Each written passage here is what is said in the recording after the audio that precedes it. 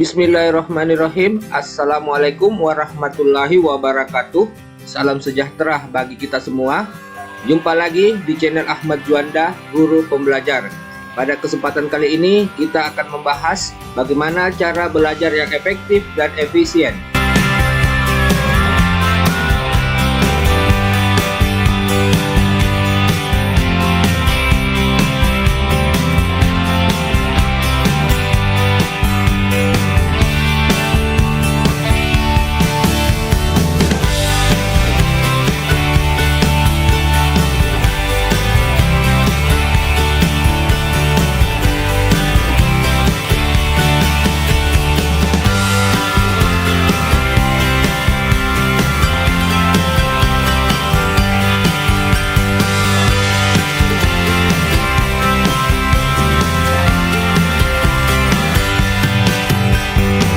Belajar bagi seorang siswa adalah sebuah kewajiban.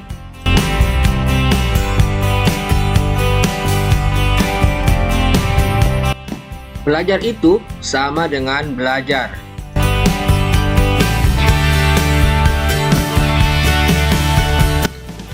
Belajar yang baik, ia harus belajar dengan baik.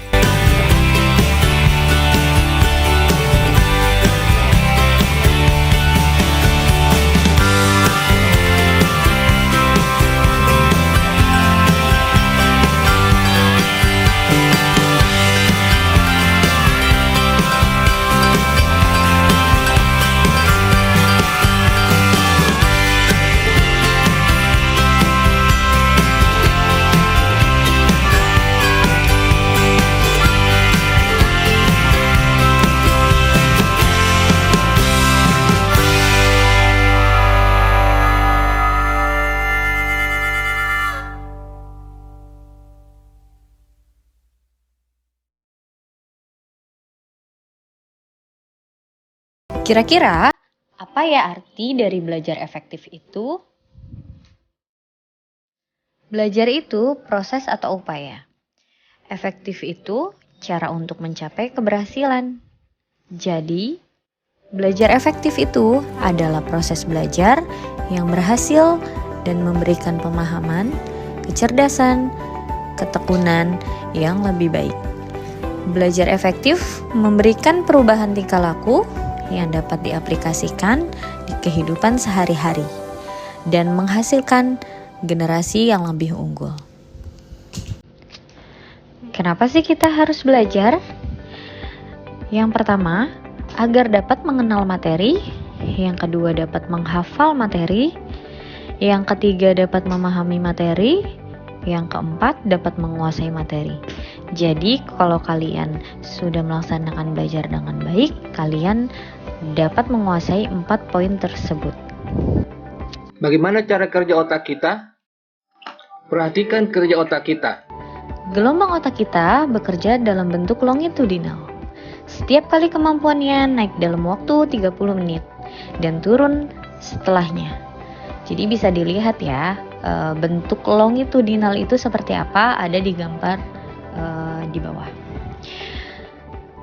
Jadi, mengapa sih kita 1 jam pelajaran di SMP diberikan waktu 40 menit? Karena otak kita porsinya hanya dapat berpikir fokus itu dalam waktu 30 menit. Dan sisanya 10 menit digunakan untuk memotivasi dan ice breaking, atau digunakan untuk kegiatan lainnya. Cara untuk mengubah memori otak kita, yang pertama dengan cara mata atau visual, dengan cara melihat. Yang kedua dengan cara pendengaran atau audio. Yang ketiga dengan cara tulang dan tubuh atau kinestetik. Bagaimana cara belajar dengan visual? Gaya belajar berfokus pada penglihatan, memperhatikan sesuatu untuk lebih mudah memahami, seperti melihat tabel, gambar, dan lain-lain. Di bawah ada contoh gambar mata dan petunjuknya ya. Jadi kalian mungkin kalau seperti ini lebih mudah menghafal atau memahaminya. Bagaimana cara belajar dengan audio? Audio ini termasuk pendengaran. Caranya dengan membaca materi pelajaran dan merekamnya, kemudian berulang kali mendengarkan adalah cara efektif, atau jika tidak memiliki alat perekam, maka jangan malu membaca dengan suara yang keras. Jadi dalam audio ini kalian disarankan untuk membaca dulu, membacanya lalu merekam, kemudian didengarkan berulang kali. Apabila kalian tidak punya alat perekam, kalian bisa membacanya dengan suara yang keras. Bagaimana cara belajar dengan kinestetik? Kinestetik ini gaya belajar kalian ya. Maka caranya ini membuat suatu catatan dan kemudian berdirilah lalu baca catatan itu sambil berjalan seolah-olah Anda sedang menerangkan di depan kelas. Jadi yang pertama kalian buat catatan dulu. Lalu kalian baca catatan itu sambil berjalan-jalan seolah kalian lagi menerangkan teman di sekitar kalian. Manusia memiliki 4 macam gelombang otak. Dilihat nama-namanya mirip nama COVID ya. Oke, yang pertama gelombang alfa, yaitu konsentrasi yang santai. Yang kedua itu gelombang beta, yaitu awas dan aktif. Yang ketiga gelombang theta, yaitu keadaan hampir tidur dan dalam kondisi bermimpi. Yang keempat itu gelombang delta, pada saat tertidur lelap. Strategi membaca efektif. Yang pertama, memasuki kondisi alfa. Yang kedua, lakukan super scan. Yang ketiga, selanjutnya baca secara teliti keseluruhan.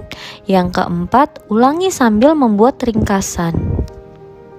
Jadi kalian seandainya sudah menerapkan strategi ini, insya Allah kalian dapat belajar secara efektif. Jenis-jenis strategi belajar. Yang pertama menggarisbawahi, yang kedua membuat catatan pinggir, yang ketiga membuat analogi, yang keempat PQ4R, yang kelima outlining, yang keenam mapping, yang ketujuh mnemonic, yang kedelapan metakognitif. Nah, ini kesimpulan dari belajar efektif yang kita sudah bahas. Jadi kita rangkum dalam 10 poin. Yang pertama itu rajin membuat resume atau intisari materi. Yang kedua membuat jadwal belajar di rumah. Yang ketiga disiplin belajar. Keempat ciptakan ruang belajar yang kondusif. Yang kelima belajar dengan serius dan tekun. Yang keenam, hindari belajar berlebihan. Yang ketujuh, jujur saat ulangan atau ujian.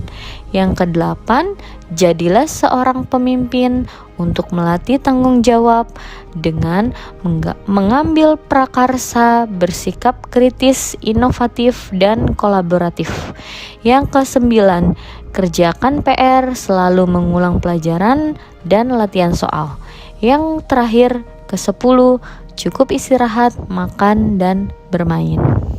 Nah, ini kesimpulan dari semuanya. Bisa kalian terapkan dalam kehidupan kalian sehari-hari. Insya Allah kalian ke depannya bisa lebih baik.